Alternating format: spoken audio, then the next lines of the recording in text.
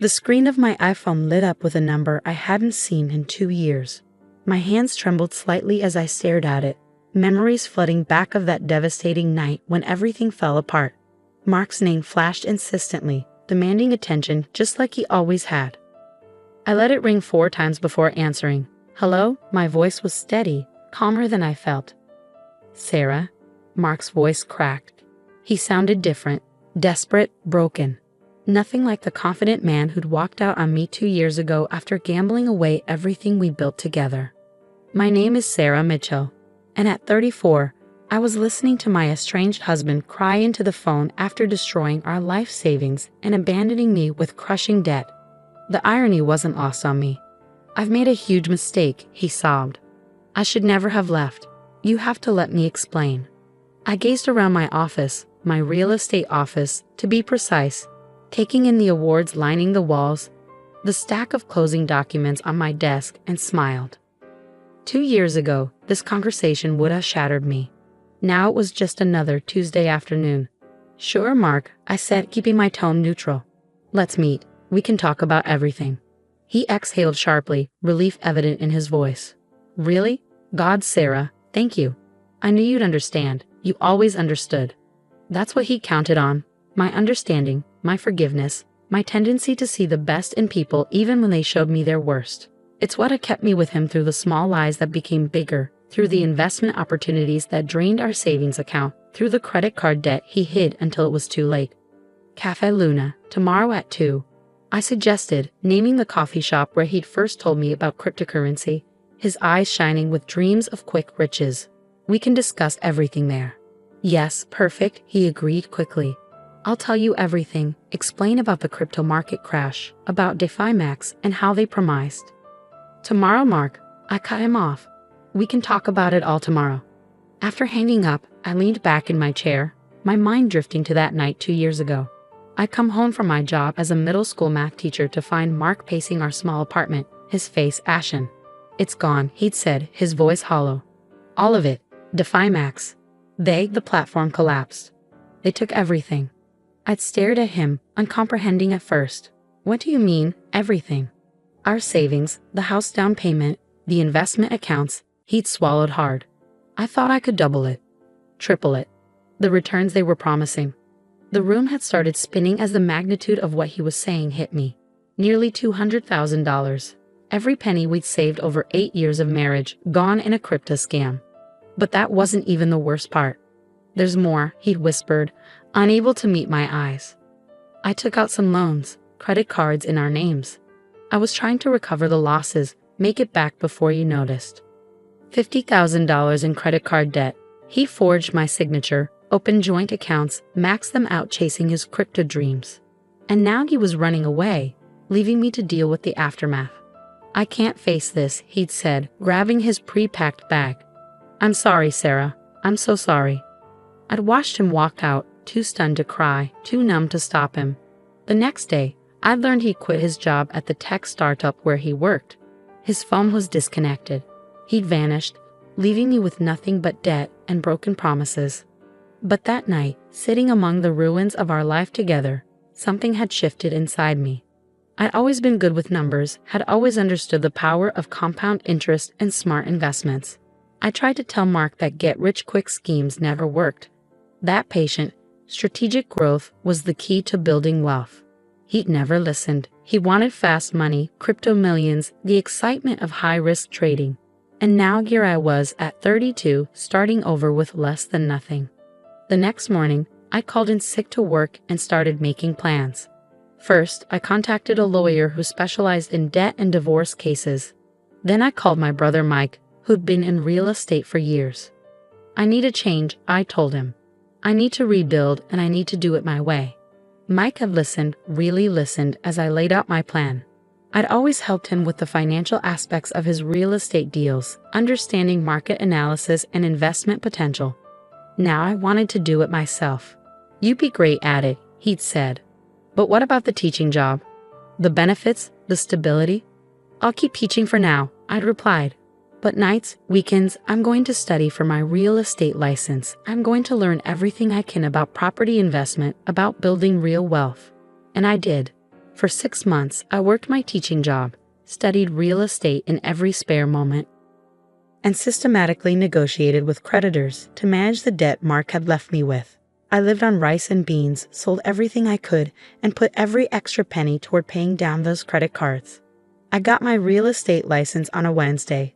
By Friday, I had my first listing through Mike's connections. A month later, I had 3 more. It turned out my teaching skills translated perfectly to real estate. I could break down complex market data for clients, help them understand their options, guide them through the biggest purchase of their lives. Within a year, I paid off half the credit card debt through commissions and careful budgeting. 6 months after that, I opened my own boutique real estate firm specializing in investment properties and first-time homebuyers. I understood their fears, their dreams of building something secure.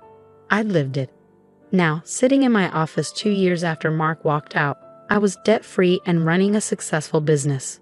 My firm had just closed its 100th deal, and I had a waiting list of clients drawn to my reputation for honest, strategic investment advice. My phone buzzed with a text from Mark. "Thank you for agreeing to meet. I have so much to tell you." I smiled, picking up the manila envelope on my desk, the one I'd been saving for just this moment. Inside were documents that would show Mark exactly what I'd built while he was chasing crypto fantasies.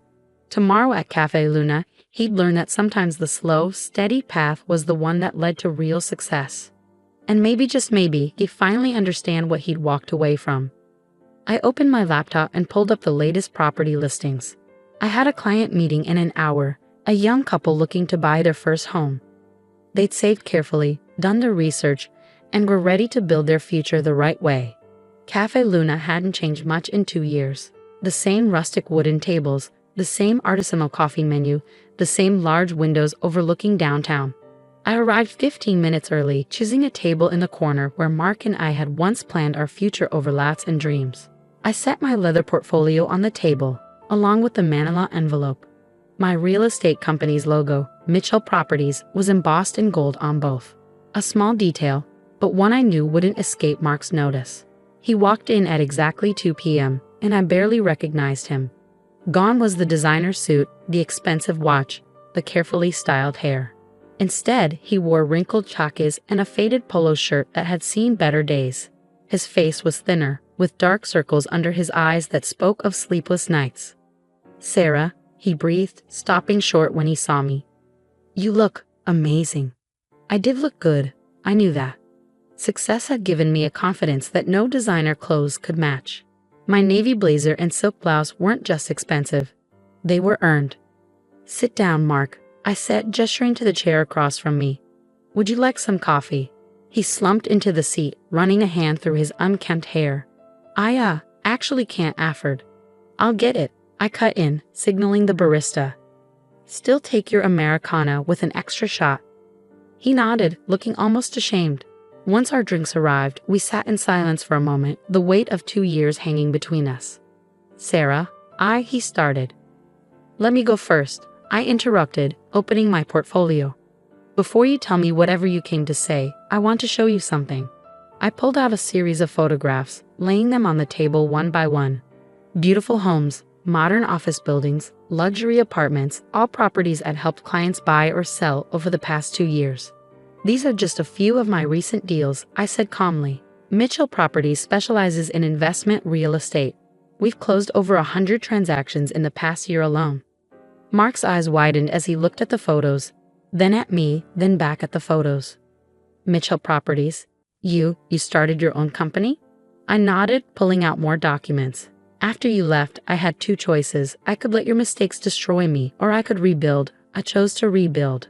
His hands trembled slightly as he reached for his coffee. "The debt? I know I left you with $50,000 in credit card debt," I finished for him. "Yes, you did. Would you like to see how I handled that?" From the manila envelope, I extracted a stack of credit card statements, all stamped paid in full and red ink. I laid them out one by one, watching his face as realization dawned. "That's impossible," he whispered. "How did you?" "The same way anyone builds real wealth, Mark. Hard work, smart investments, and patience. No crypto scams, no get-rich-quick schemes. Just strategy and dedication." I pulled out my company's latest financial statement. Mitchell Properties is now worth more than we ever had in savings. The difference is, this wealth is real. It's built on actual property, actual transactions, actual value. Mark slumped in his chair, his coffee untouched. I don't know what to say. When everything crashed with Defimax, I thought, I couldn't face you. I couldn't face anyone. So you ran, I said, my voice steady but cold. You left me to deal with the debt, the creditors, the shame. Do you know what that was like, Mark? Having to explain to everyone why my husband had disappeared. He flinched at my words. I was a coward, he admitted. I've spent the last 2 years trying to recover, trying to make it back, but everything I touched turned to dust. Every investment, every opportunity. Because you're still looking for the easy way, I said, pulling out one final document. You haven't learned anything. What's that? He asked, eyeing the paper warily. Divorce papers, I replied, sliding them across the table.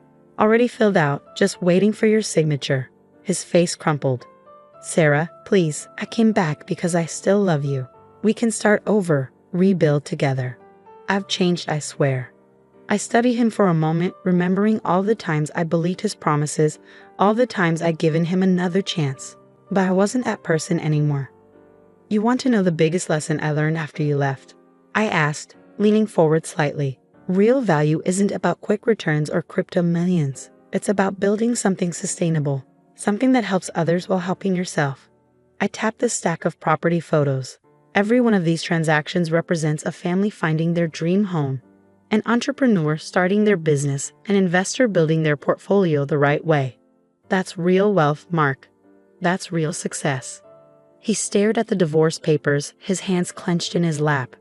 I have nothing, he said quietly. No job, no savings, nowhere to live. I've been staying on friends' couches, barely getting by. I thought if I could just come back. You thought I'd save you, I finished, like I always did before. But I'm not here to rescue you anymore, Mark. I'm here to finally close this chapter of my life and move forward. Mark's hands shook as he reached for the divorce papers, his coffee now cold and forgotten. What if? He swallowed hard. What if I told you I have a lead on recovering some of the Defimax money? There's this lawyer who specializes in crypto fraud. I held up my hand, stopping him mid-sentence. Are you seriously trying to pitch me another scheme right now? The familiar glint of desperate hope in his eyes told me everything. He hadn't changed at all.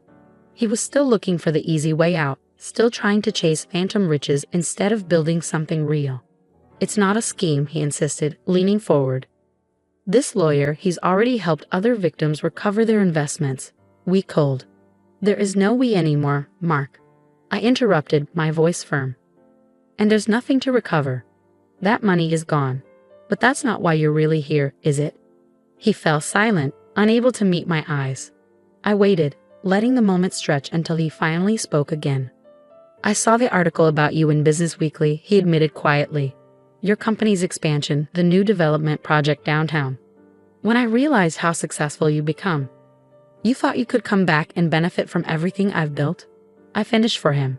The same way you once thought you could get rich quick with crypto. Tears welled in his eyes, but I felt nothing. No pity, no anger, just a calm certainty that I was finally closing the door on this chapter of my life. I was proud of you, he said, his voice breaking. Reading about everything you've accomplished, I realized what a fool I'd been, throwing away our marriage for. Stop, I said firmly. You weren't proud of me, Mark. You were envious. There's a difference. I pulled out one more document from my portfolio, a cashier's check. His eyes widened when he saw the amount, $50,000. This is the exact amount of debt you left me with, I explained, placing the check on top of the divorce papers. I'm offering you a chance to do one right thing. Sign the papers and the money is yours. What's the catch? He asked, suspicion creeping into his voice. The catch is that you disappear from my life completely. No contact, no attempts to reconnect, no trying to leverage our past relationship for your benefit. You take this money and you do what you should have done 2 years ago, start over. And if I don't sign? I smiled, gathering my photos and documents back into my portfolio. Then I proceed with a contested divorce and sue you for the fraud you committed by opening those credit cards in my name. My lawyers have built quite a case, including proof that you forged my signature. That's felony fraud, Mark. Want to guess how many years that carries? The color drained from his face. You wouldn't. The Sarah you knew 2 years ago wouldn't. I agreed. But I'm not her anymore. You taught me a valuable lesson when you walked out. Sometimes the kindest thing you can do for someone is let them face the consequences of their actions.